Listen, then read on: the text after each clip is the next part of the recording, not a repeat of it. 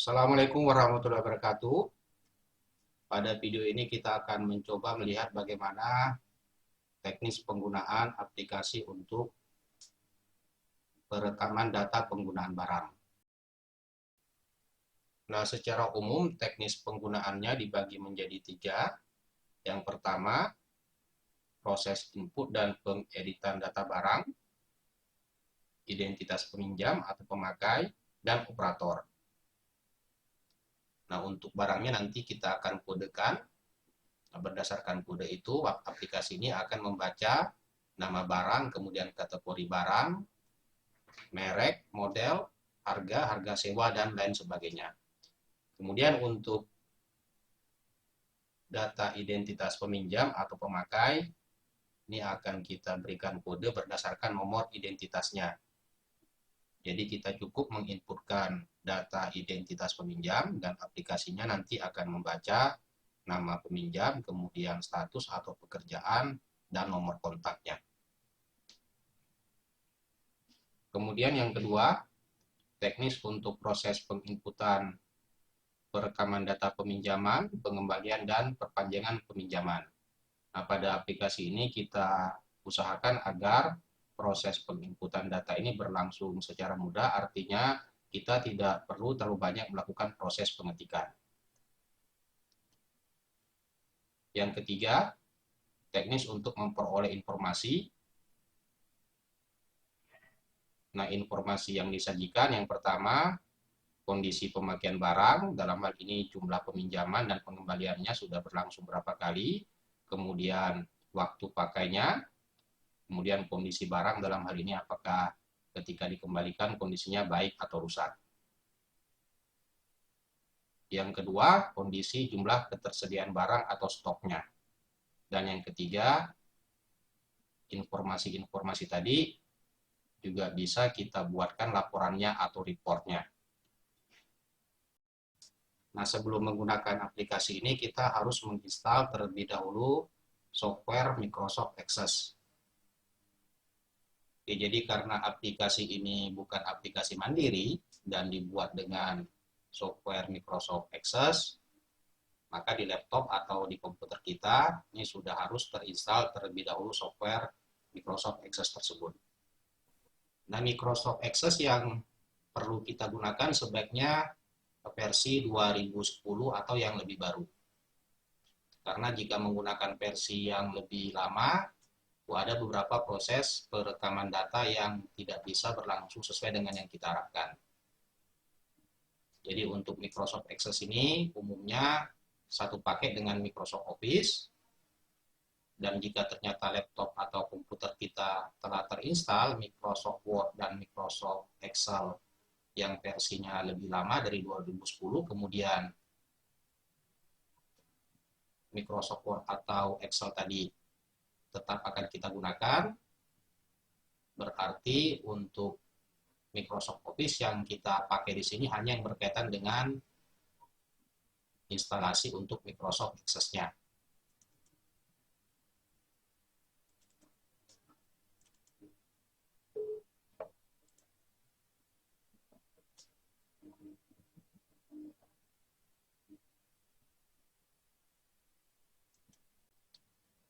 Oke, jadi jika Microsoft Word, Microsoft Excel, atau Office dari versi lama yang telah terinstall pada laptop kita tetap akan kita gunakan, berarti di sini kita cukup menginstal Microsoft Access-nya saja. Jadi bagian lain ini bisa kita tidak install.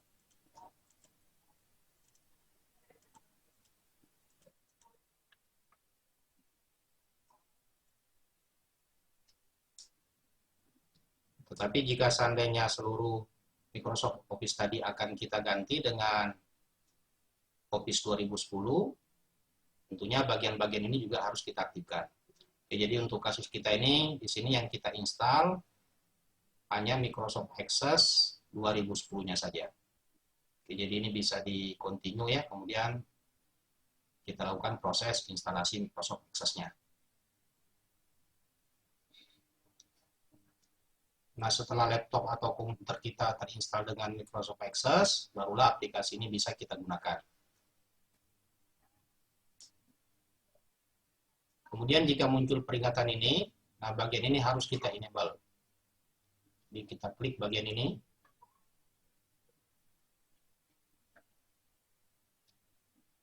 Oke, selanjutnya bagian ini bisa kita sembunyikan ya.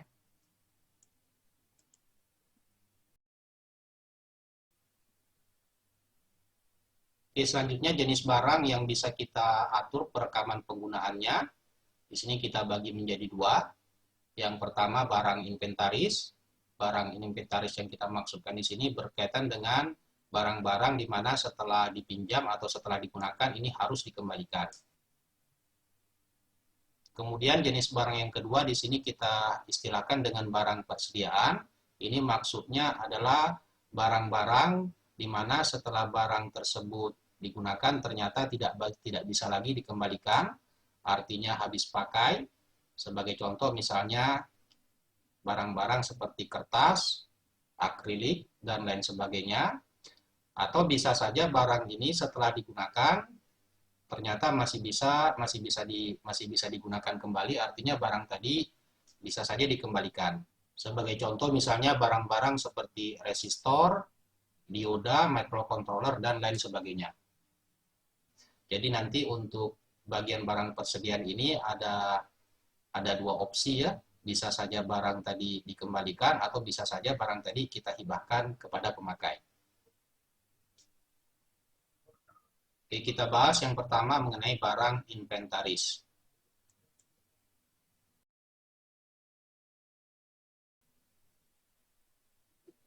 Nah, di sini terdapat beberapa menu. Yang pertama daftar barang inventaris, kemudian daftar sumbangan peralatan dan identitas pengguna. Karena ini aplikasinya masih baru, di sini datanya masih kosong. Kemudian menu berikutnya ini berkaitan dengan proses peminjaman, pengembalian, dan perpanjangan peminjaman. Nah, bagian ini sebaiknya tidak boleh diakses oleh sembarang orang. Artinya untuk melakukan proses peminjaman, pengembalian maupun perpanjangan peminjaman, untuk mengaksesnya di sini dibutuhkan password. Demikian juga untuk surat bebas flat dan hibah alat, ini juga kita lengkapi dengan password. Selanjutnya daftar pakaian barang. Di sini masih kosong ya karena aplikasinya masih baru. Menu berikutnya ini berkaitan dengan pengeditan barang, kemudian penghapusan barang, kemudian penambahan barang, kemudian ekspor dan import data. Nah, di sini tadi datanya masih kosong, berarti perlu kita tambahkan data. Nah, pada tahap awal ada 3 data penting yang harus kita inputkan. Yang pertama mengenai data-data barang inventaris, kemudian data mengenai identitas pengguna. Nah, identitas pengguna ini maksudnya adalah identitas dari orang-orang yang akan melakukan proses peminjaman dan pengembalian.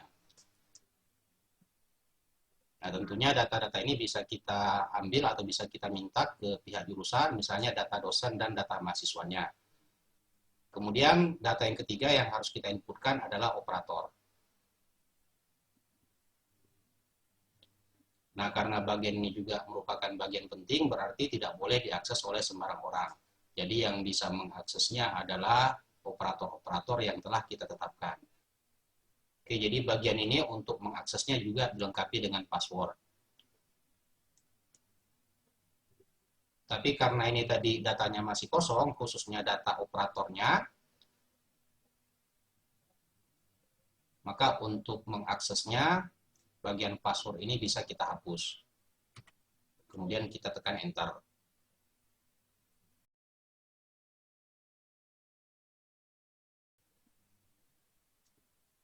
Nah, langkah pertama dalam proses penggunaannya, kita harus setting terlebih dahulu nama institusi kita. Jadi bisa kita klik pada bagian ini, kemudian di sini kita bisa inputkan. Misalnya aplikasi ini akan dipakai oleh Laboratorium Teknik Elektro. Kemudian nama pimpinannya misalnya Bulan. Identitasnya. Kemudian identitasnya di sini kita menggunakan NP, anggaplah ini nomor NP-nya, sebutan pimpinannya, sini kita pakai kepala lab. Nah, pengaturan ini nanti akan berguna ketika kita membuat laporan atau report. Jadi ketika kita membuat laporan, maka kita tidak perlu lagi menginputkan nama lembaga, kemudian pimpinan, maupun identitas, dan akan terisi otomatis seperti yang kita inputkan pada pengaturan nama lembaga ini.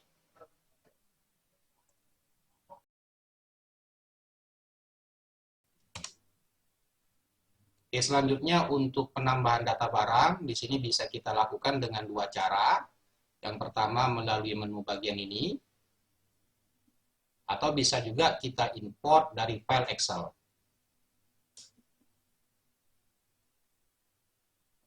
Nah, menu bagian ini sebaiknya kita gunakan jika jumlah barang yang akan kita tambahkan itu jumlahnya relatif sedikit. Tetapi jika jumlah barangnya relatif banyak, sebaiknya kita import dari Excel. Nah, untuk melakukan import dari Excel, tentunya kita sudah harus mengetahui bagaimana format dari file Excel tersebut. Demikian juga untuk data identitas. Jika jumlah identitas yang akan kita tambahkan relatif banyak, sebaiknya kita import dari Excel-nya. Dan untuk format Excel-nya, maka bagian ini bisa kita ekspor ke Excel.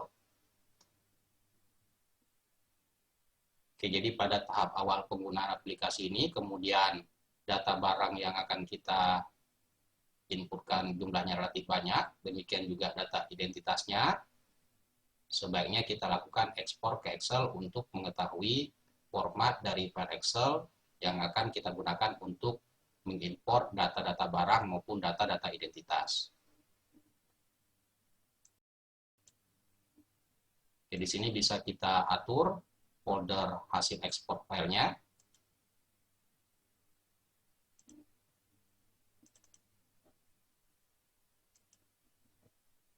Yang pertama, ini merupakan file format untuk data-data barang ya.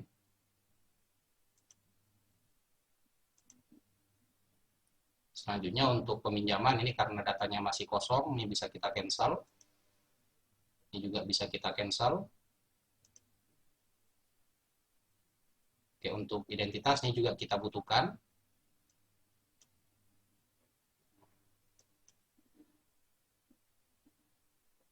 Bebas lab ini juga bisa kita cancel. Berikutnya kita buka file hasil ekspor tadi untuk menginputkan data-data barang maupun identitas dari pengguna.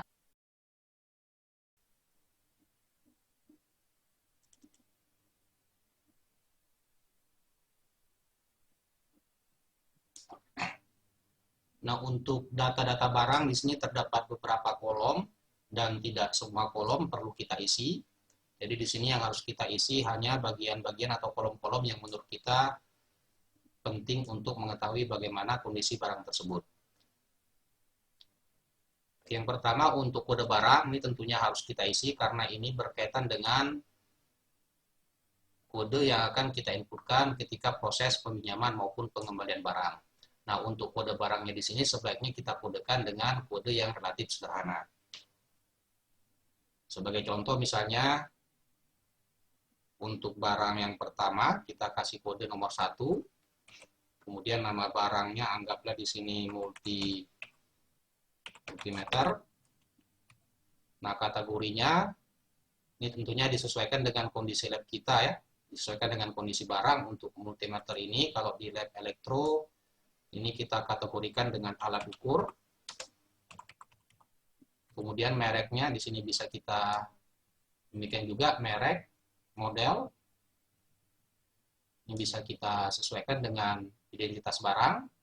Nah, untuk jumlahnya ini bisa kita kosongkan ya. Demikian juga satuan.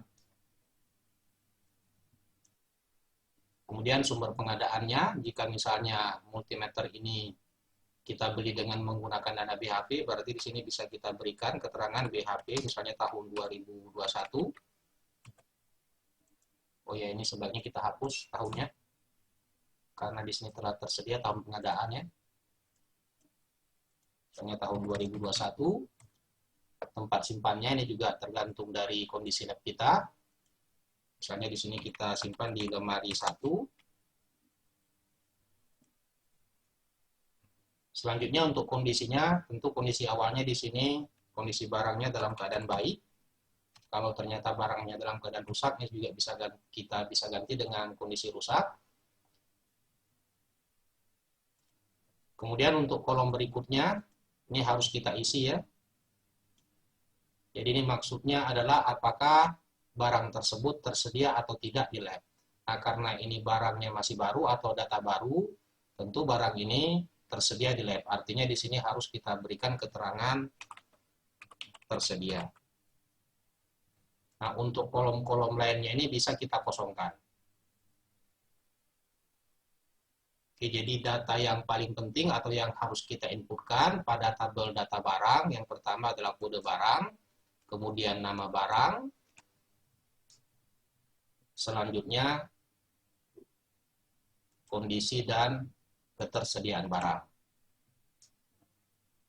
Sedangkan untuk kolom bagian ini bisa saja kita isi atau bisa juga tidak kita isi. Dan jika akan kita isi tentunya ini harus sesuai dengan kondisi barang.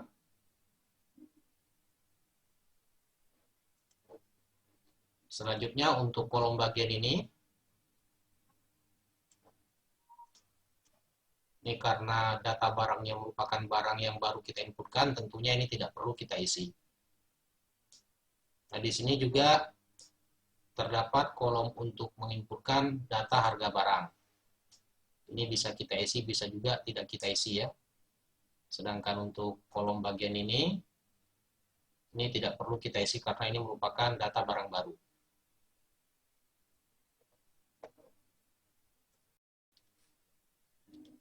Oke, di bagian ini ditunjukkan contoh pengisian data barang yang ada pada lab teknik elektro. Nah, untuk data jumlah barangnya sesuai dengan yang kita singgung tadi, ini sebenarnya bisa saja diisi, bisa juga tidak kita isi. Karena nanti aplikasinya akan menghitung berapa jumlah data barang, di mana barangnya tersebut sejenis atau sama. Sebagai contoh, misalnya ini jumlah barangnya ada 4, berarti ada 4 data barang yang sama dengan data barang kode nomor 1. Kemudian pada file ini juga kita lengkapi dengan tanggal penginputan data barang.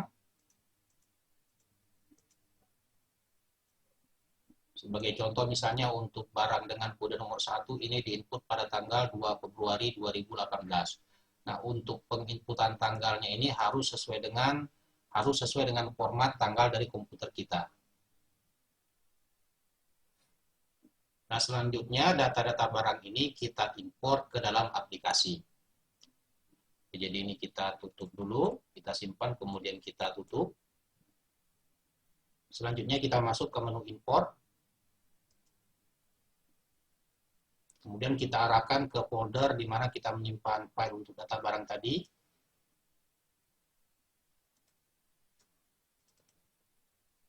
Kita pilih filenya.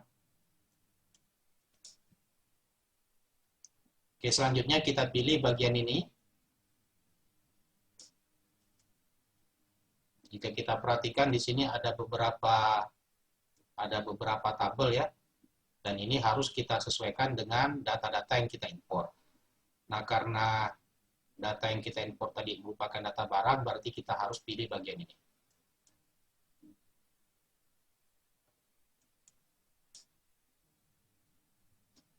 Nah, untuk melihat hasil importnya, kita bisa masuk ke bagian ini.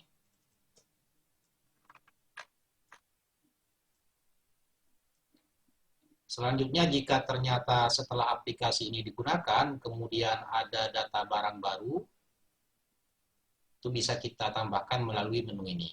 Nah, menu ini juga bisa kita gunakan untuk mengedit identitas barang.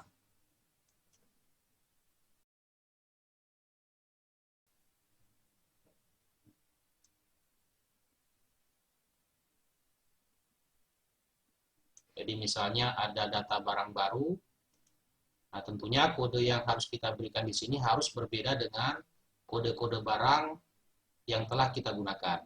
Sebagai contoh misalnya barang barunya di sini kita berikan kode 9000.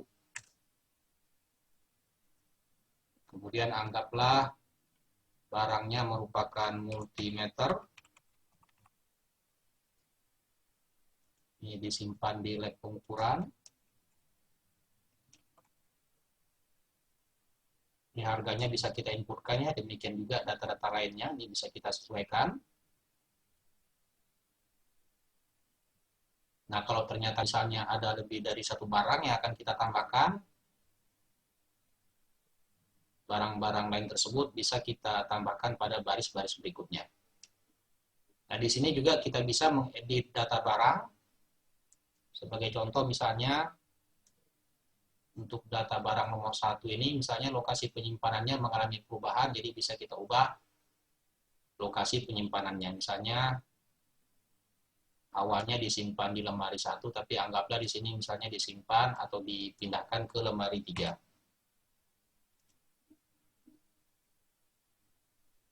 Oke, selanjutnya jika ternyata terdapat barang di mana setelah digunakan beberapa kali ternyata barang tadi mengalami kerusakan yang cukup parah dan tidak bisa dipinjamkan lagi, itu bisa kita edit melalui bagian ketersediaannya. Jadi di sini kita pilih bahwa ketersediaan barang tadi dihapus. Artinya data barangnya di sini masih ada, tetapi karena di sini ketersediaan dihapus, artinya ketika kita masuk ke menu bagian peminjaman, maka kode barang nomor 1 ini tidak akan bisa muncul.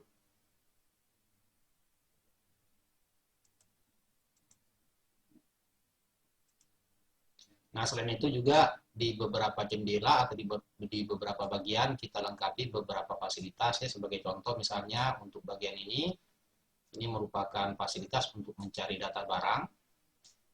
Hanya kita arahkan dulu ke salah satu kolom. Jadi jika yang akan kita cari itu berkaitan dengan nama barang, kita aktifkan kolom ini, kemudian kita klik. Selanjutnya kita ketik nama barangnya. Misalnya kita akan mencari barang dengan nama osiloskop. Nah, karena di sini data osiloskopnya itu lebih dari satu, ada osiloskop digital, ada osiloskop analog, sebaiknya bagian ini kita ganti dengan any part of file. Artinya nanti akan mencari semua data-data yang dilengkapi dengan kata osiloskop.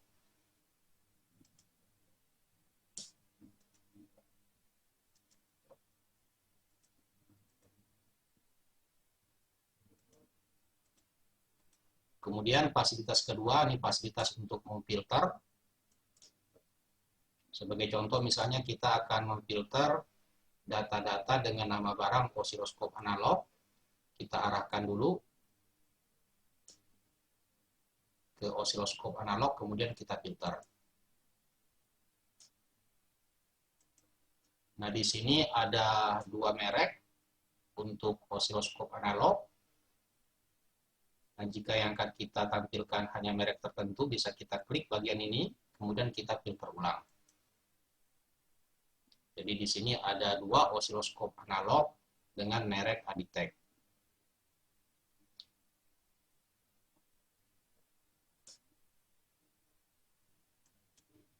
Sedangkan tombol ini untuk mensortir data.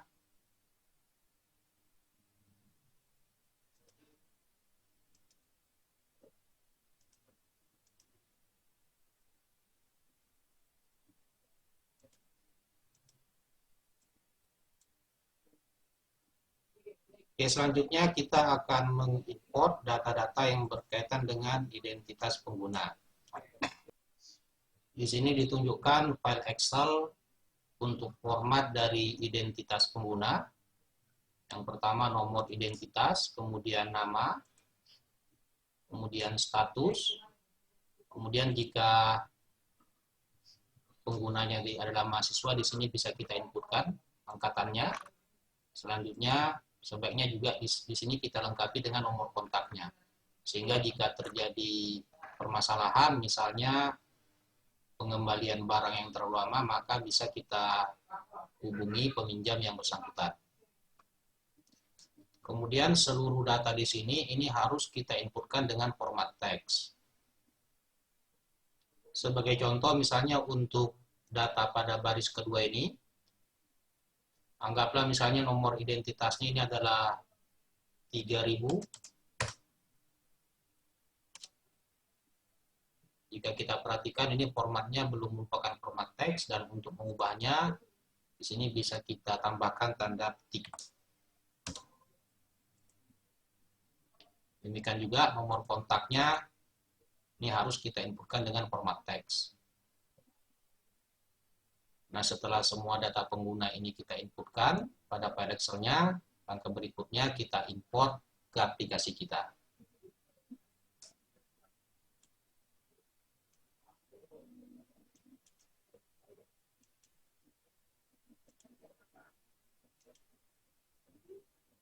Kemudian sama seperti yang tadi, ini harus kita sesuaikan.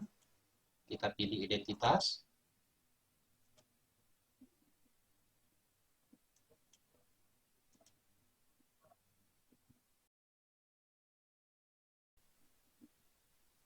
Coba kita lihat data hasil importnya.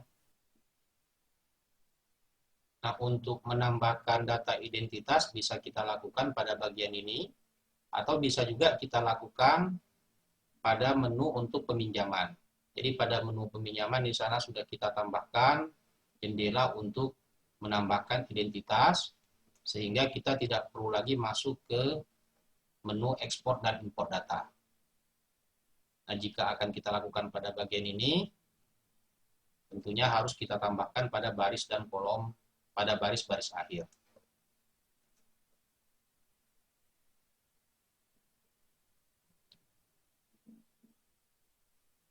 Yang perlu diperhatikan pada form identitas ini, jika misalnya ada seseorang, orang yang sama tetapi terjadi perubahan nomor identitas. Nah, hal tersebut harus kita tambahkan. Sebagai contoh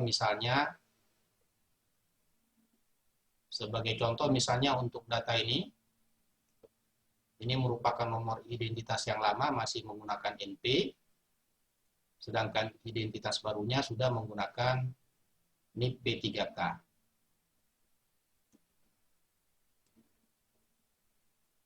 Nah, di sini harus kita tambahkan nomor identitas yang baru.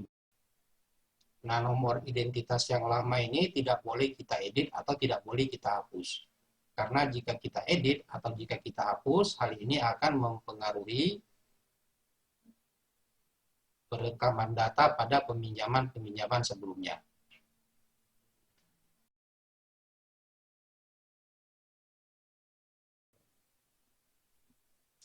Oke, selanjutnya yang ketiga yaitu mengenai penambahan data operator.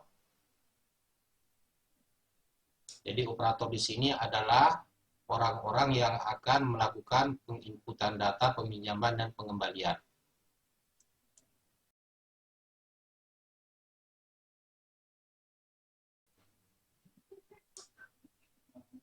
Nah, di sini kita harus pilih identitasnya ya. Jadi operatornya itu sudah harus inputkan ke daftar identitas pengguna. Tinggal kita pilih, kemudian kita copy.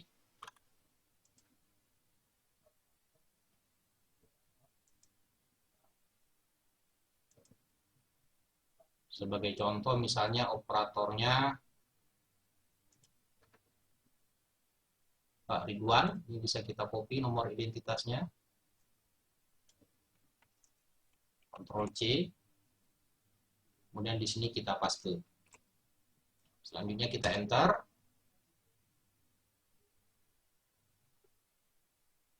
Kemudian kita inputkan password yang akan digunakan oleh Pak Ridwan. Misalnya passwordnya 12345.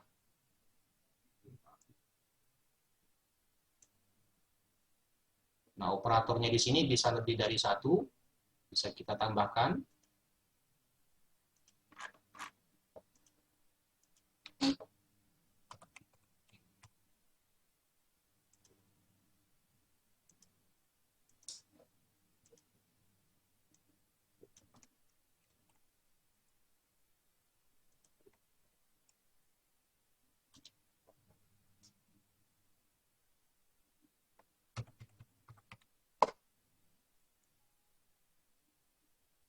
Nah, jika muncul pesan ini berarti password yang digunakan oleh Hendy ini sama seperti password yang digunakan oleh Pak Ridwan. Nah, di sini kita buat agar password dari setiap operator ini harus berbeda.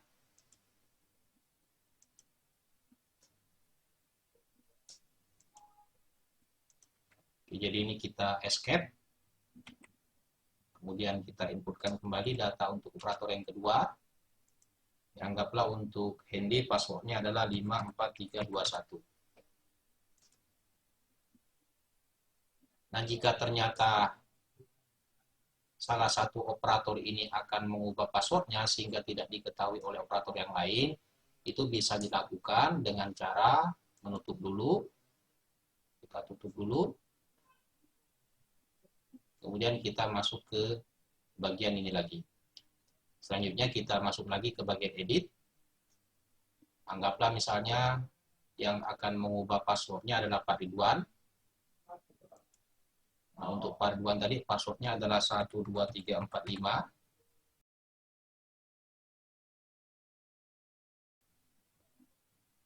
Kemudian akan diubah menjadi, oh ya sebelumnya di sini kita inputkan dulu password yang lamanya. Tentunya ini yang melakukannya adalah Pak Ridwan. Kemudian Pak Ridwan akan mengubah passwordnya menjadi admin.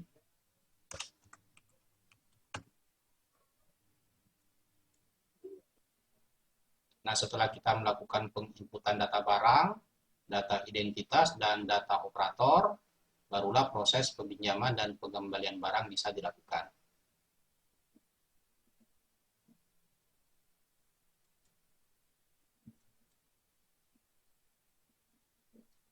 Anda perhatikan di sini belum tertera identitas lembaga penggunanya ya untuk menampilkan nama lembaganya. Ini aplikasinya kita tutup terlebih dahulu, kemudian kita buka kembali.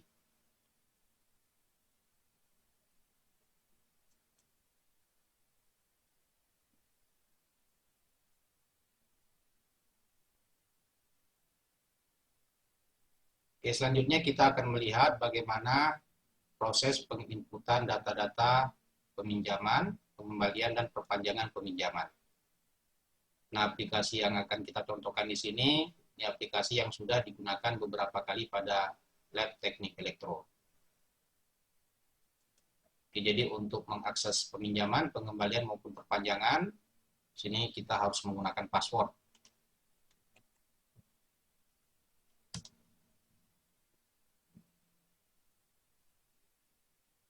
Jadi kita lihat terlebih dahulu, ini operatornya adalah Pak Ridwan sesuai dengan password yang diinputkan tadi.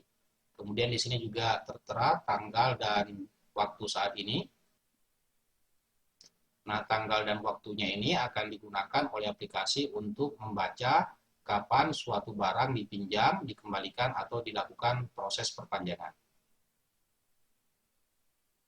Jadi kita tidak perlu lagi repot-repot untuk menuliskan tanggal dan waktu peminjaman, pengembalian maupun perpanjangan. Nah, data yang harus kita inputkan untuk proses peminjaman yang pertama kali adalah data yang berkaitan dengan nomor identitas dari peminjam. Sebagai contoh, ini merupakan nomor identitas dari mahasiswa ya. Kemudian kita tekan enter. Nah, aplikasinya ini akan membaca nama dari nomor identitas yang kita inputkan. Kemudian di sini nomor kontaknya masih kosong karena data identitasnya di sini belum kita update ya.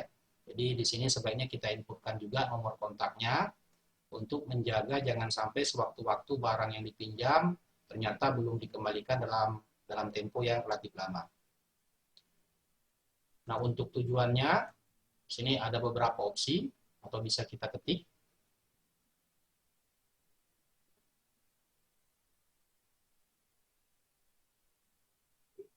Selanjutnya kita tekan enter. Kemudian kita ketikkan kode barang yang akan dipinjam. Nah, jika terdapat peringatan ini berarti ada data yang belum kita input dengan lengkap. Jika kita perhatikan di sini nomor kontaknya belum kita input.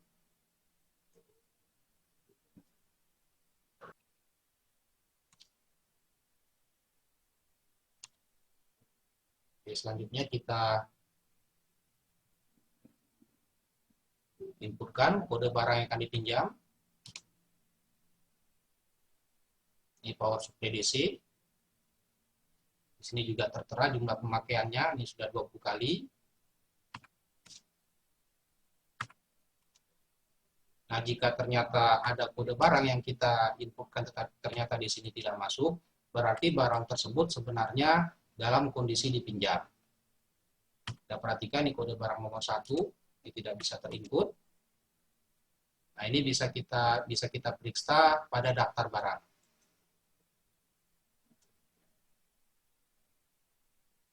Nah, di sini untuk data barang nomor 1 ini masih dalam kondisi dipinjam. Nah, hal ini bisa saja terjadi jika misalnya ada seseorang peminjam yang mengembalikan barang, tetapi ternyata data untuk pengembaliannya tidak diinputkan ke aplikasi. Nah, seandainya data barang nomor 1 tadi itu ternyata sudah ada di lab, sebaiknya kita lakukan proses pengembalian terlebih dahulu. Nah, untuk proses pengembaliannya di sini kita tinggal menginputkan kode barang yang akan dikembalikan.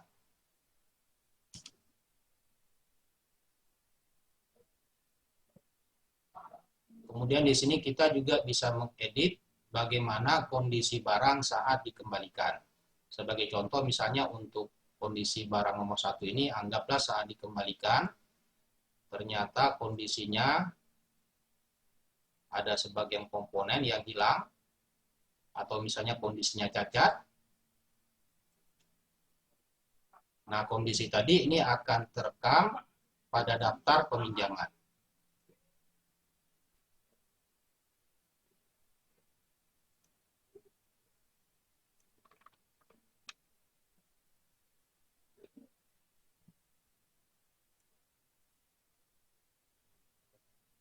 Oke, jadi jika terdapat barang yang mengalami kecacatan atau mengalami kerusakan, dengan aplikasi ini kita bisa melakukan penelusuran identitas peminjam yang terakhir menggunakan barang tersebut. Nah, data-data yang ada pada jendela ini tidak bisa kita lakukan pengeditan. Demikian juga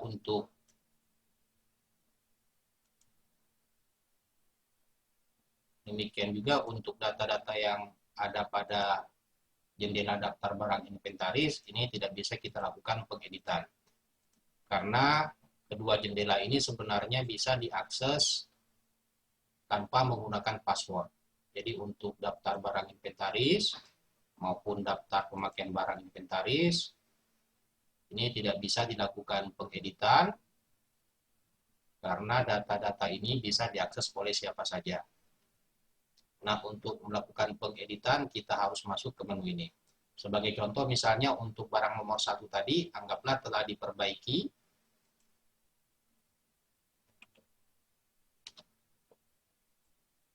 Kemudian kita masuk ke bagian ini.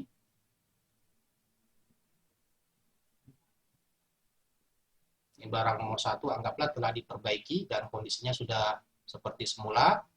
Kita arahkan dulu kursornya pada kode barang nomor 1, kemudian kita klik edit kondisi barang.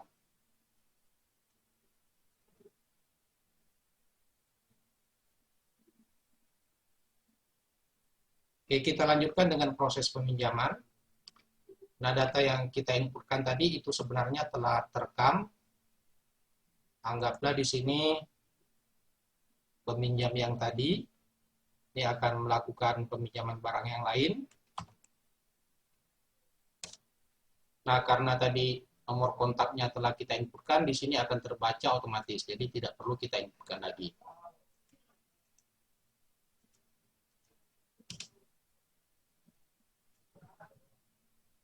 Anggaplah barang yang akan dipinjamnya dengan kode 9, kemudian dengan kode 89.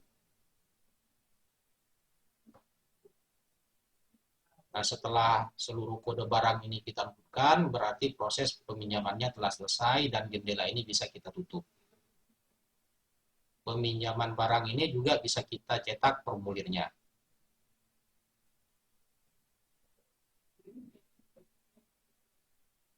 Nah, Nah, ini sebenarnya hanya pilihan saja ya. Jadi bisa kita cetak, bisa juga tidak kita cetak. Dan jika ternyata tidak kita cetak, kemudian suatu saat kita diminta bukti peminjamannya, hal tersebut bisa kita cetak ulang melalui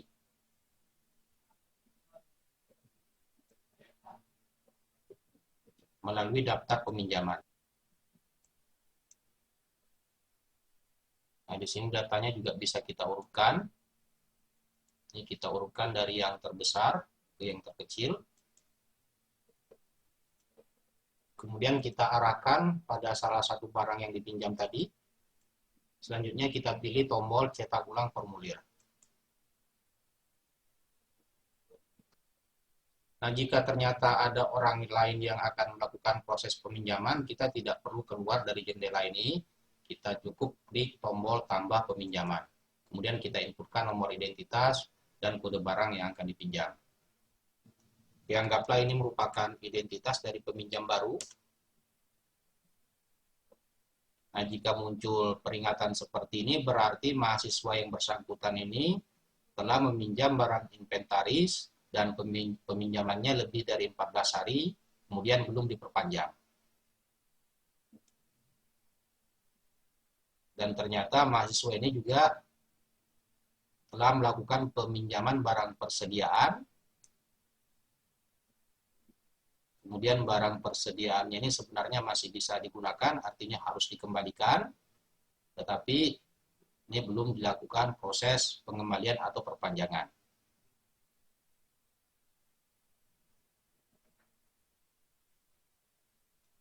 Oke, coba kita telusuri barang yang dipinjam oleh mahasiswa ini. Ini kita copy dulu.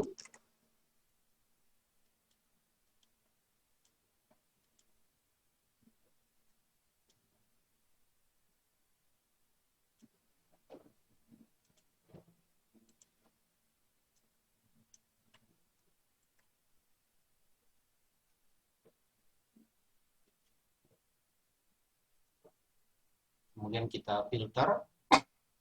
Nah, di sini diperlihatkan ada 4 buah barang yang dipinjam oleh mahasiswa tadi, di mana belum dilakukan proses perpanjangan.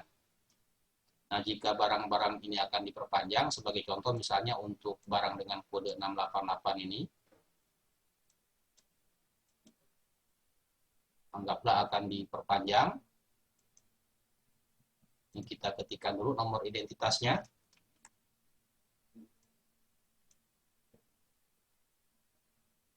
Kita pilih, kemudian kita klik perpanjang. Kemudian barang lain juga anggapnya diperpanjang.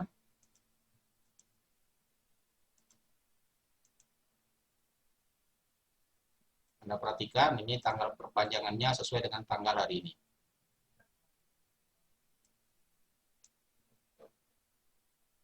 Nah, jika ternyata terdapat barang yang harus dikembalikan, artinya proses pemakaiannya sudah terlalu lama, kemudian mahasiswa ini ternyata tidak bisa mengembalikan barang tersebut, maka kebijakan untuk membolehkan atau tidak membolehkan mahasiswa ini melakukan proses peminjaman yang baru itu tergantung dari operatornya. Jika ternyata operatornya membolehkan, maka data-data ini juga harus dilengkapi.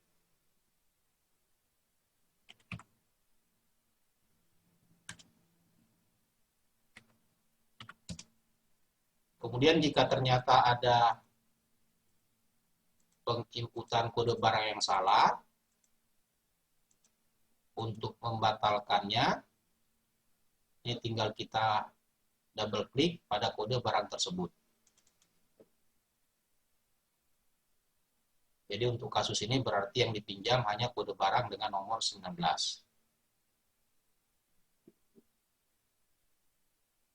Oke, selanjutnya jika muncul pesan seperti ini berarti peminjamnya ini sudah pernah mengajukan surat bebas lab.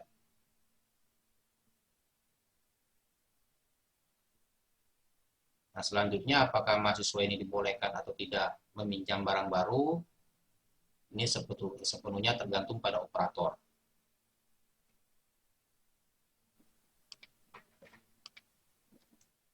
Selanjutnya untuk surat bebas lab,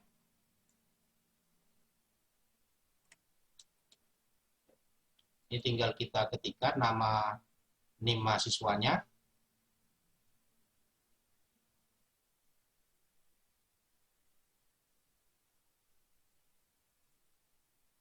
Kemudian kita tekan enter. Nah, jika ternyata mahasiswa yang mengajukan surat bebas lab masih ada pinjaman, tentunya surat bebas labnya tidak bisa diberikan. Contoh lain misalnya mahasiswa dengan NIM 102 17 11 029.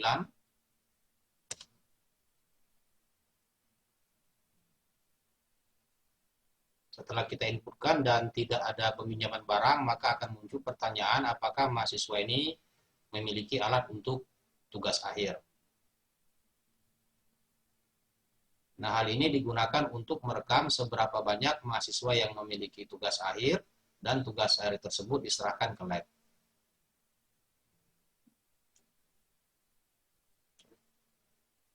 Selanjutnya kita pilih tombol cetak. Halaman ini berkaitan dengan formulir penyerahan peralatan tugas akhir. Dan tentunya ini hanya diisi jika peralatan tersebut akan diserahkan ke lab. Kemudian ini merupakan surat keterangan bebas laboratoriumnya. Nah, nomornya di sini juga telah terisi secara otomatis. Untuk mencetaknya tinggal kita tekan Ctrl V. Kemudian kita pilih printer yang digunakan untuk mencetak, atau bisa juga kita cetak dalam bentuk file. Selanjutnya, jika setelah ujian dan mahasiswa tadi ternyata akan menyerahkan peralatan TA-nya, maka kita masuk ke tombol bagian ini. Anggaplah NIM-nya 102 17 11 029. Tinggal kita lengkapi keterangannya. Kemudian jika kita akan buat berita acaranya, ini tinggal kita klik tombol cetak berita acara.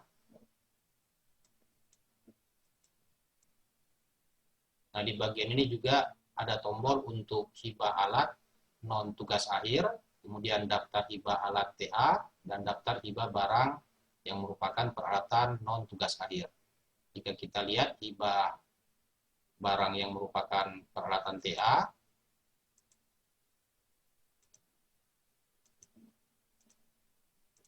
sudah ada 9 mahasiswa yang menyerahkan peralatan tugas akhirnya kepada lab teknik elektro.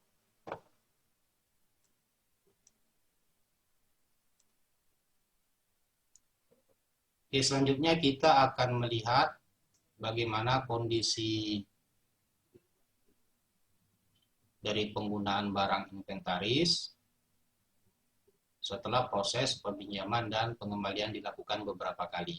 Jadi, file yang akan kita tampilkan di sini berkaitan dengan file aplikasi yang telah digunakan oleh lab elektro. Jadi, kita lihat terlebih dahulu untuk daftar barang inventaris dan bagaimana kondisi penggunaannya. Yang pertama kita lihat kolom bagian ini. Nah, di sini terlihat bahwa ada ketersediaan barang di mana keterangannya dipinjam dan tersedia. Artinya untuk barang dengan kode nomor 1 ini kondisinya sekarang sedang terpinjam. Nah, untuk mengetahui berapa banyak barang yang dipinjam, data ini bisa kita filter. Nah, jumlah barang yang ada pada lab elektro yang kondisinya dipinjam sampai saat ini ada 57 buah unit barang.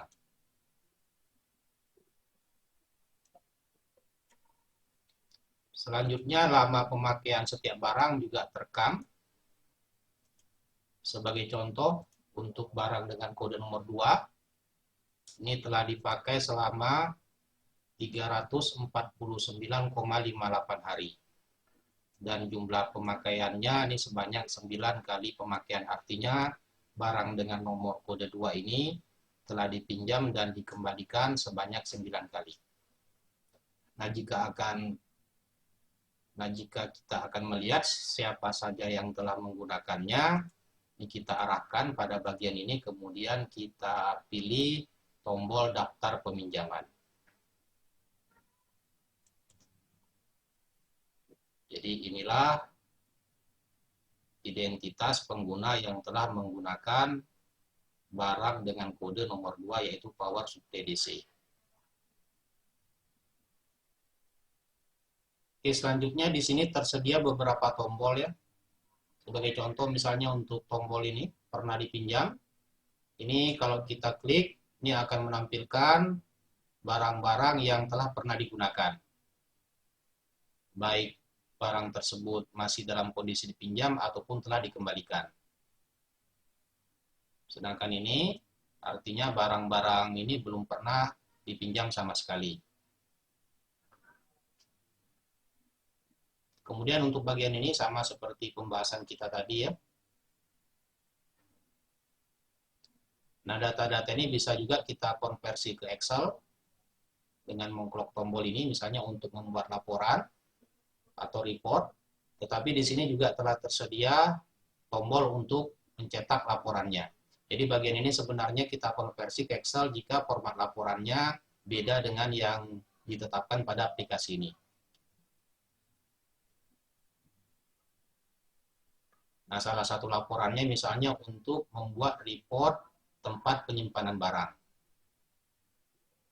Caranya tinggal kita klik bagian ini, tetapi sebelumnya kita arahkan dulu karena di sini ada beberapa tempat penyimpanan. Jadi kita pilih salah satu tempat penyimpanan, sebagai contoh misalnya jika kita akan membuat report atau laporan barang-barang yang ada di lab telekomunikasi, ini kita arahkan ke sini, kemudian kita klik bagian cetak.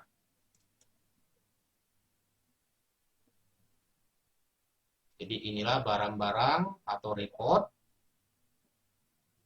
di mana tempat penyimpanannya berada di lab telekomunikasi. Nah, di sini telah tersedia keterangan mengenai kepala labnya dan nama kepala labnya serta nomor identitasnya. Demikian juga waktu pencetakannya, ini sesuai dengan tanggal yang ada pada sistem komputer kita. Nah, untuk mencetaknya, di sini tinggal kita tekan Ctrl P, kemudian kita pilih jenis komputer, kemudian kita pilih jenis printer, atau bisa juga kita cetak menjadi file.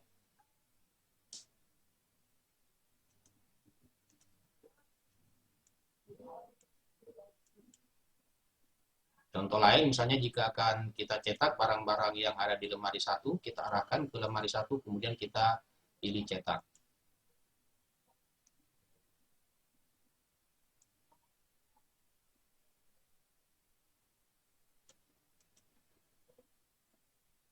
Selanjutnya bagian ini untuk mencetak kondisi pemakaian peralatan. Hanya saja sebelum kita cetak, sebaiknya kita update dulu lama peminjaman barang yang belum dikembalikan. Jadi kita tutup terlebih dahulu. Jadi kita tampilkan barang-barang yang belum dikembalikan atau yang sedang dipinjam. Nah, di sini kita update lama pemakaiannya.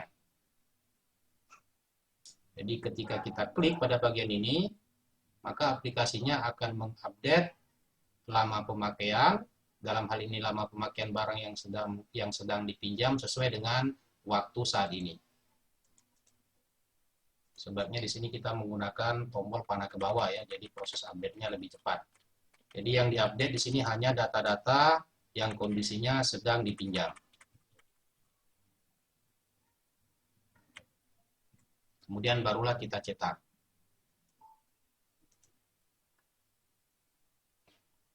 Jadi di sini akan tampil report atau laporan daftar pemakaian barang inventaris. Untuk barang nomor 1 ini berarti kondisinya masih sedang dipinjam karena di sini belum dikembalikan ya. Demikian juga di sini kita bisa melihat siapa saja yang telah menggunakan barang dengan kode nomor 1. Jadi kode barang nomor 1 atau power supply dengan kode barang nomor 1 ini telah dipinjam beberapa kali, dan terakhir kali dipinjam oleh Mahjur dan sampai saat ini belum dikembalikan. Selama pinjamnya juga diberikan pada report atau laporannya.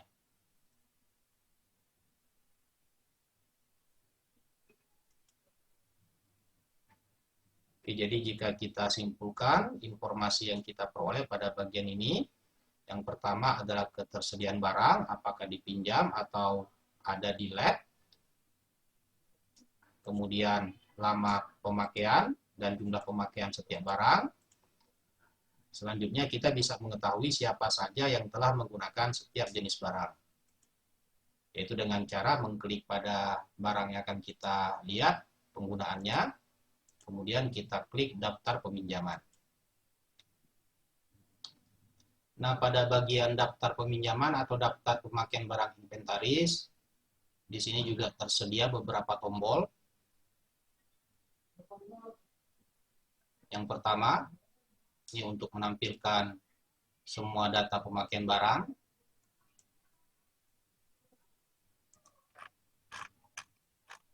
Ini bisa kita urutkan ya dari yang terbesar ke yang terkecil atau sebaliknya. Selanjutnya juga tersedia tombol barang-barang yang sudah dikembalikan, yang belum dikembalikan, dan belum diperpanjang.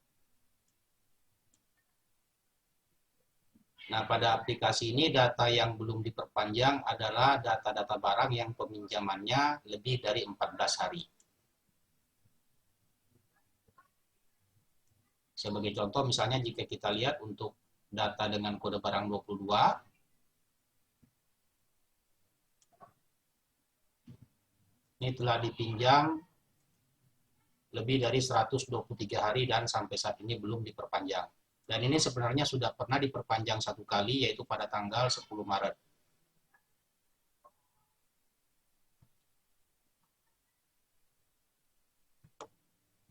Kemudian di sini juga diberikan data penginput data proses peminjamannya dan pengembaliannya. Nah, karena ini tadi data-data barang yang belum dikembalikan, tentunya data pengembaliannya di sini, dalam hal ini operator data pengembaliannya di sini masih kosong. Coba kita lihat untuk data yang sudah dikembalikan. Ini semuanya tanggal pinjam, kemudian jam pinjam, tanggal kembali, dan jam kembalinya sudah terisi. Artinya barang-barang ini seluruhnya sudah dikembalikan, dan di sini terinput siapa saja operator yang menginput baik data peminjaman maupun data pengembaliannya.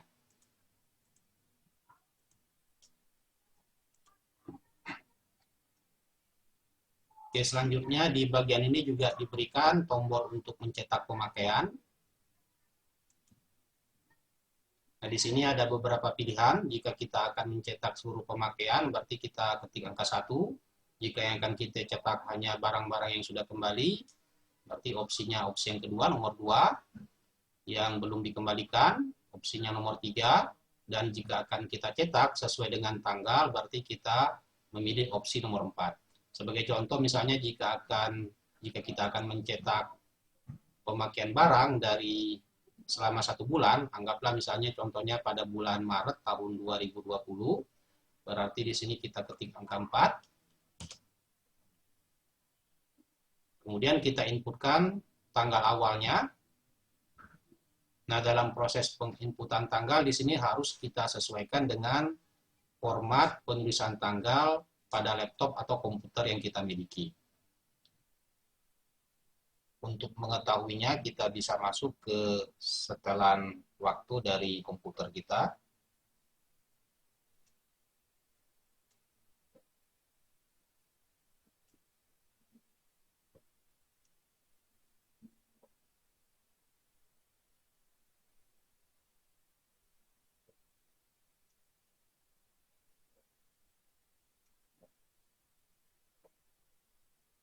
Kita pilih untuk format penulisan Indonesia.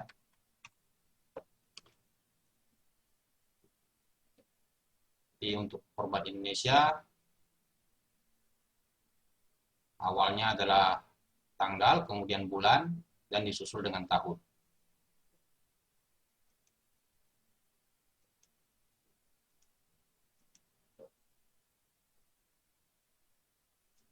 Anggaplah di sini kita akan mencetak pemakaian barang pada bulan Maret, berarti dari tanggal 1 bulan Maret tahun 2020 sampai dengan tanggal 31 Maret 2020.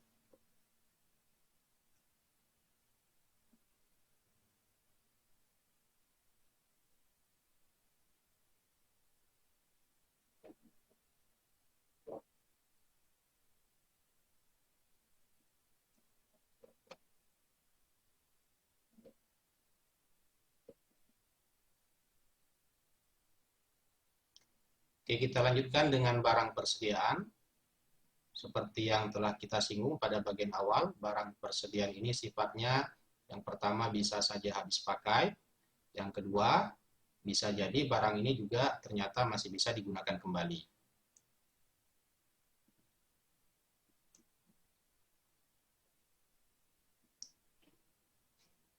Ini merupakan jendela untuk daftar barang persediaan. Seperti terlihat di sini datanya masih kosong, berarti harus kita tambahkan. Dan untuk menambahkannya, kita harus masuk ke menu tambah, edit, hapus, ekspor, dan import data.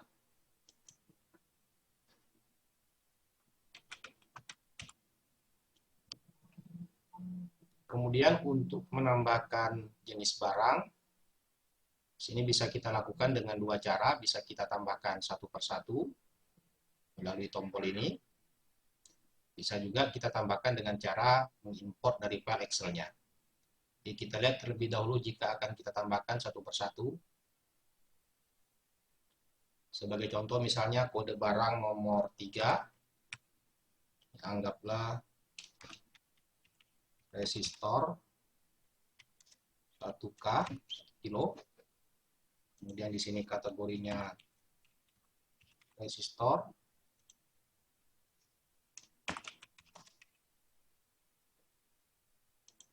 Satuannya bisa kita pilih di sini. Nah, untuk menambahkan jumlahnya bisa kita lakukan dengan double klik pada nama barang.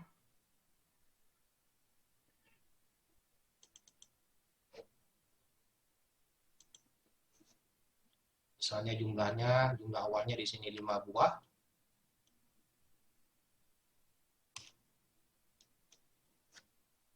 Nah, untuk sumber atau keterangan di sini bisa kita inputkan sumber dana untuk pembeliannya. Misalnya di sini kita beli dari dana BHP.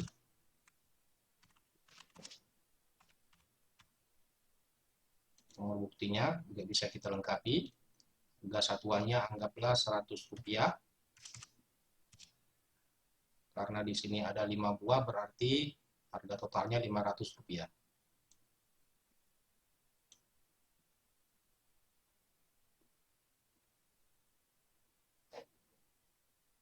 Contoh lain misalnya kode barang nomor 5.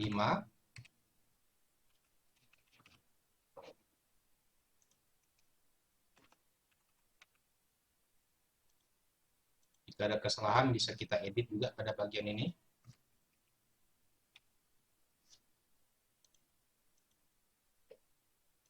Selanjutnya kode barang nomor 4.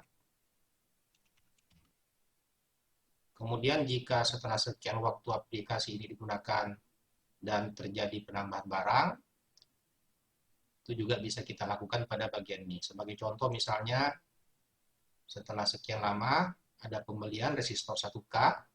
Nah, untuk menambahkannya tinggal kita double klik. Anggaplah harga pembelian yang kedua ini harganya 150.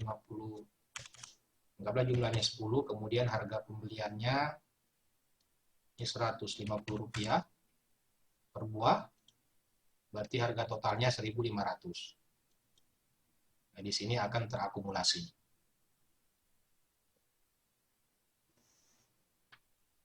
Nah, untuk harga satuannya sebenarnya bisa saja tidak kita input dan itu tidak akan mempengaruhi proses peminjaman dan pengembalian. Hanya saja tentunya kita tidak akan bisa memperoleh informasi mengenai harga total dari pembelian setiap item barang. Kemudian jika ternyata setelah sekian waktu ada barang yang hilang yang kita tidak ketahui, untuk pengurangannya juga bisa kita lakukan pada bagian ini. Sebagai contoh misalnya untuk resistor 1 kilo ohm ini, kita double klik.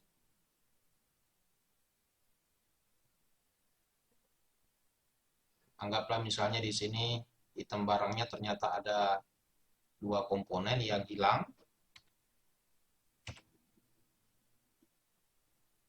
Di sini kita ketikkan tanda minus. Sehingga jumlah total komponennya yang awalnya 15, di sini berubah menjadi 13.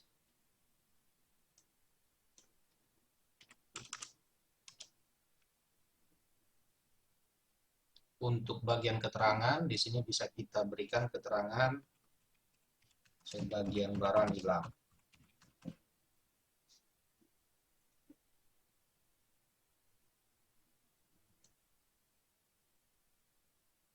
Sehingga jumlah total barangnya sekarang 13, tersedia 13, ini tersedia 13 karena belum ada yang dipinjam, belum ada juga yang dihibahkan.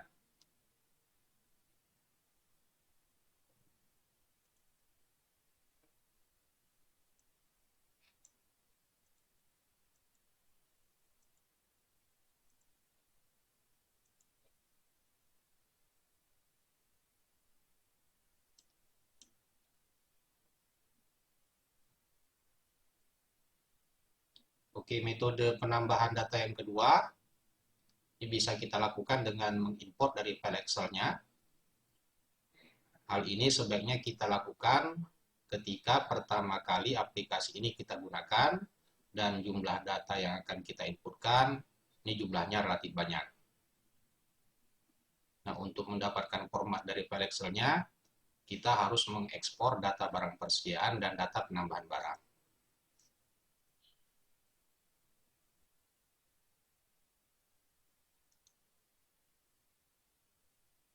Kita tetapkan folder hasil penyimpanan file ekspornya.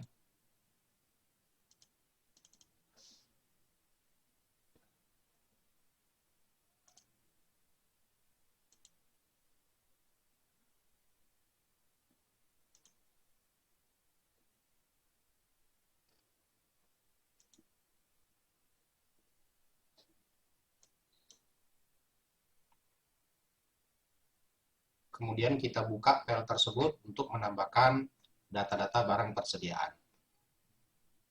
Ini merupakan file Excel untuk data barang persediaan. Ini bisa kita hapus.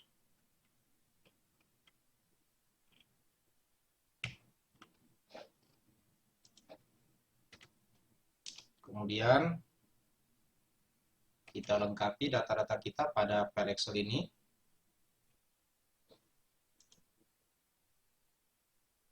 Di sini yang penting yang harus kita perhatikan untuk data kode barang, kemudian nama barang, kemudian jumlah dan jumlah tersedia. Ini data-datanya harus kita isi. Nah, karena ini merupakan data barang baru, tentunya jumlahnya di sini sama dengan jumlah yang tersedia. Kemudian untuk data-data ini, jumlah hibah, jumlah terpakai, jumlah pinjam, dan lama pinjam. Demikian juga harga satuan, ini bisa kita berikan angka 0 atau bisa juga kita kosongkan. Kemudian jika aplikasinya ini kita tidak mementingkan mengenai harga pembelian barang, maka total harganya ini juga bisa kita berikan angka 0 atau bisa juga kita kosongkan.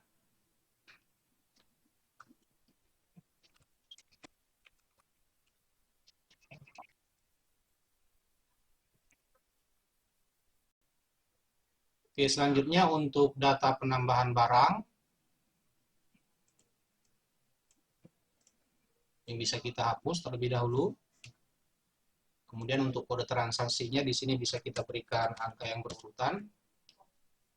Nah, untuk data-data kode barang, kemudian tempat beli, nomor bukti, dan lainnya ini harus kita sesuaikan dengan data barang persediaan pada file Excel sebelumnya tadi. Nah, jika ternyata kita tidak mementingkan harga total pembelian barang, sebenarnya untuk data penambahan ini bisa kita abaikan atau bisa tidak kita import pada file aplikasi. Nah, untuk kasus kita ini kita akan mengabaikan harga totalnya. Jadi file penambahan barang persediaan ini tidak akan kita import ke file aplikasi tadi. Nah, sebelum kita melakukan proses import data-data yang ada pada barang persediaan maupun penambahan barang persediaan ini harus kita hapus terlebih dahulu. Nah, untuk menghapus keseluruhan data, caranya bagian ini kita klik, kemudian kita tekan tombol Shift, kemudian kita klik bagian bawahnya, kemudian kita delete.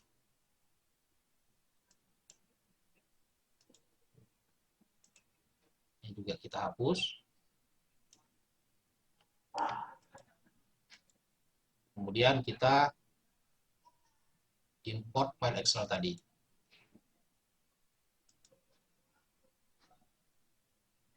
Nah, di sini yang akan kita import hanya data-data mengenai barang persediaan, sedangkan untuk penambahannya tadi kita abaikan.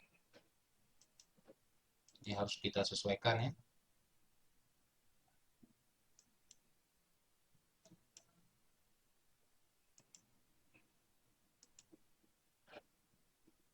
Kita lihat file hasil importnya.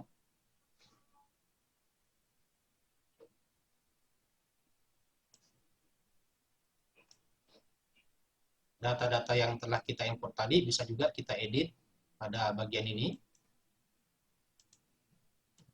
Jadi misalnya ada yang salah ketik, bisa kita edit pada bagian ini. Demikian juga jumlahnya. Jika ternyata jumlahnya tidak sesuai, ini bisa kita tambahkan pada bagian ini.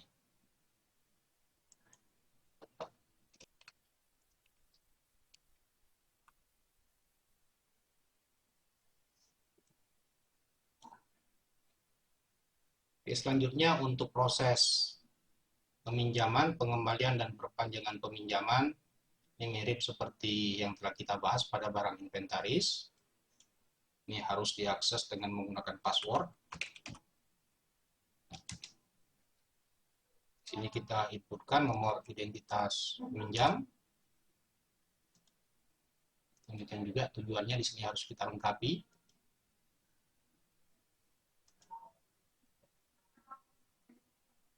Barang yang akan dipinjam, pasir. Nah, pasir ini tentunya jenis barangnya merupakan barang habis pakai. Berarti di sini keterangannya harus kita ubah menjadi hibah.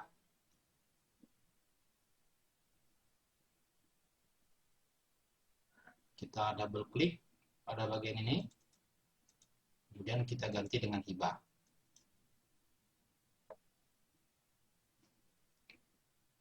Demikian juga dengan jumlah pinjamnya atau jumlah yang akan dihibahkan.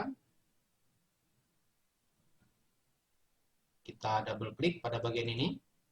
Jika ternyata yang akan dihibahkan ini lebih dari 1 meter kubik, bisa kita ubah. Misalnya 7 meter kubik. Ya, karena jumlahnya tadi hanya ada 5 meter kubik, tentunya ini telah melebihi data ketersediaan barang.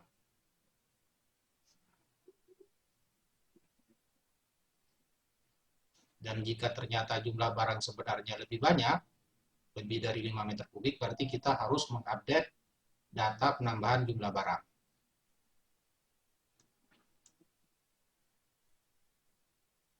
Karena tadi jumlah yang akan dihibahkan lebih dari yang tersedia, maka secara otomatis aplikasi ini akan membatalkan proses peminjaman atau hibahnya.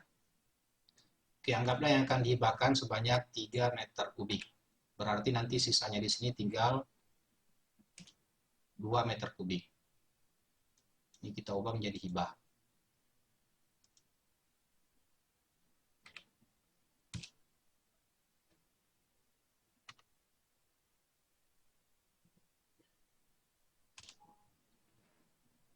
Nah, jika ketemu pesan seperti ini, berarti data barang nomor 4 ini dengan kode nomor 4 ini belum ada pada database-nya.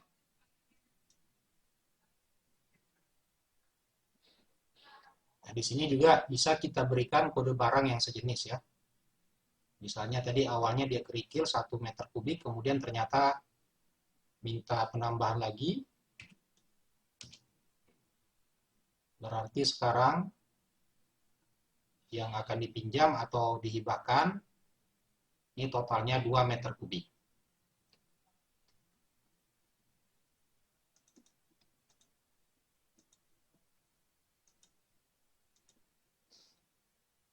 Oke, coba ini kita hibahkan, kemudian yang ini anggaplah kerikilnya ini masih bisa dikembalikan, sehingga di sini kita pilih pinjam.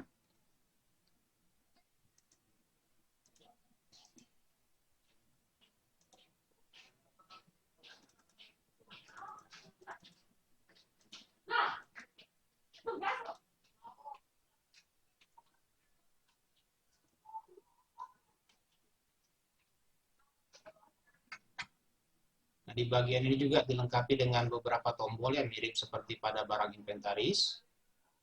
Ini tambah pinjam maksudnya jika ada peminjam yang lain yang akan melakukan proses peminjaman, tinggal kita klik sehingga kita tidak perlu lagi menginputkan password. Ini untuk pengembalian, sedangkan ini peminjaman barang inventaris. Jadi dari peminjaman barang persediaan ini kita juga bisa mengakses peminjaman barang inventaris.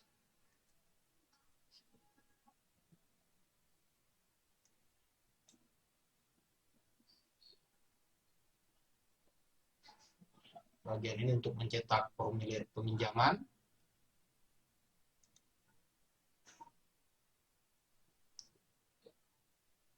Seperti yang telah kita bahas, ini sebenarnya bisa saja tidak kita cetak ya, karena formulirnya ini bisa kita cetak ulang.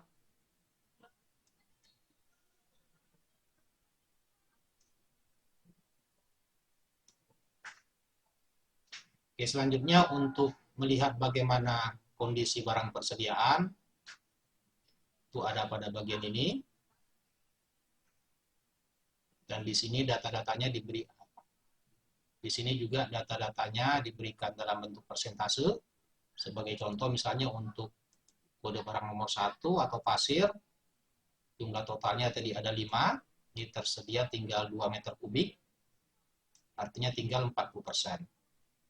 Ini tadi yang dihibahkan sebanyak 3 meter kubik atau 60%.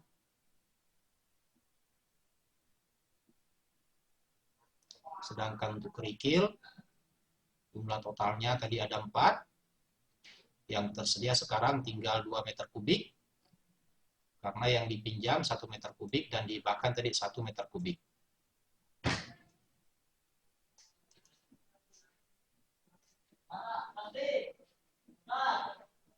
Nah, untuk tombol ini berguna untuk melihat siapa saja yang telah memakai barang-barang sesuai dengan yang kita pilih. Sebagai contoh misalnya untuk pasir, jika kita akan lihat siapa-siapa saja yang telah menggunakannya, kita arahkan dulu pada salah satu dari baris pertama ini, kemudian kita klik daftar pemakaian.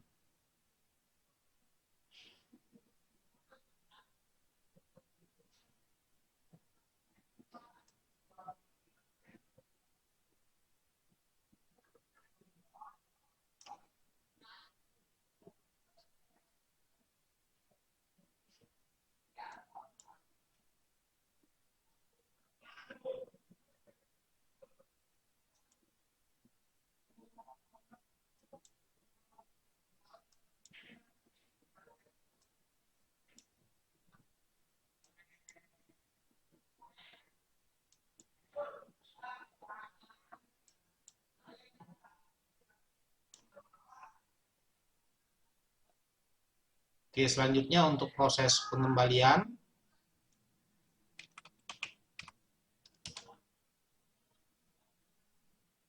Nah, untuk proses pengembaliannya ini kita harus mengetikkan nomor identitas peminjamnya.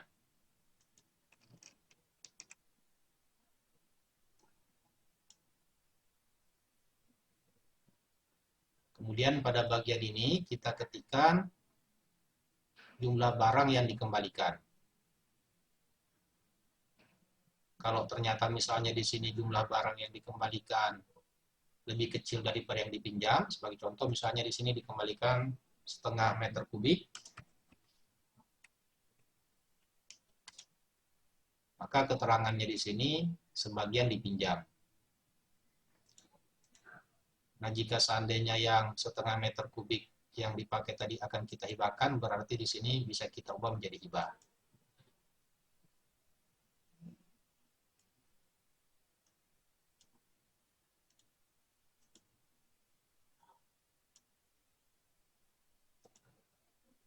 Nah, pada jendela ini juga kita bisa mengakses pengembalian untuk barang-barang inventaris.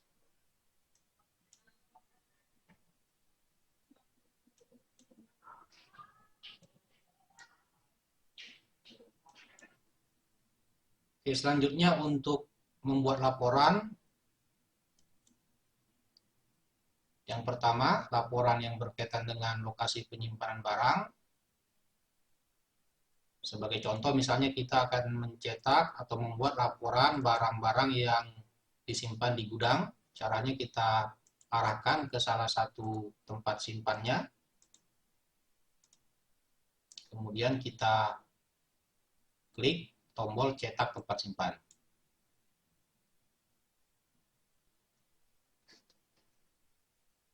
Laporannya ini bisa kita print ke printer atau bisa juga kita print dalam bentuk file.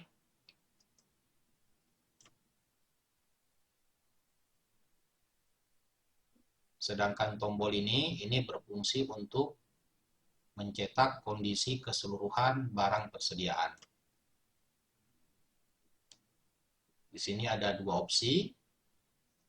Bisa kita cetak semua. Opsinya nomor 1. Kemudian jika yang akan kita cetak adalah barang-barang yang ketersediaannya sama dengan 0, berarti kita pilih opsi nomor 2. Oke, coba kita pilih opsi nomor 1. Di sini akan keluar laporan daftar jumlah pemakaian barang persediaan. Sebagai contoh misalnya untuk pasir jumlah totalnya ada 5, yang tersedia tinggal 2 meter kubik atau 40%, berarti terpakai 3 meter kubik. Dan yang 3 meter kubik ini terpakai seluruhnya dihibahkan.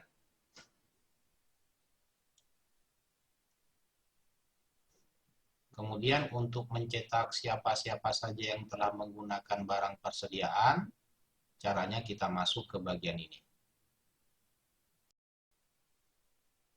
Dan pencetakannya ini bisa kita lakukan dengan memilih tombol cetak hibah. Nah, di sini juga ada dua opsi, bisa kita cetak secara keseluruhan atau bisa juga kita cetak berdasarkan tanggal, seperti yang telah kita singgung pada pembahasan mengenai barang inventaris. Coba kita pilih opsi nomor 1. Nah, di sini akan terlihat siapa saja yang telah menggunakan barang-barang persediaan. Dalam hal ini barang-barang yang dihibahkan. Oke, di sini juga ada fasilitas untuk mencetak ulang formulir peminjamannya, formulir pemakaian seperti yang kita singgung tadi.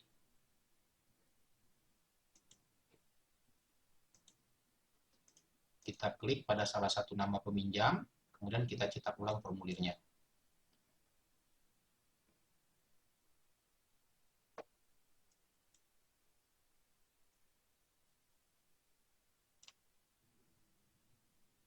Oke, demikian pembahasan mengenai petunjuk penggunaan aplikasi ini.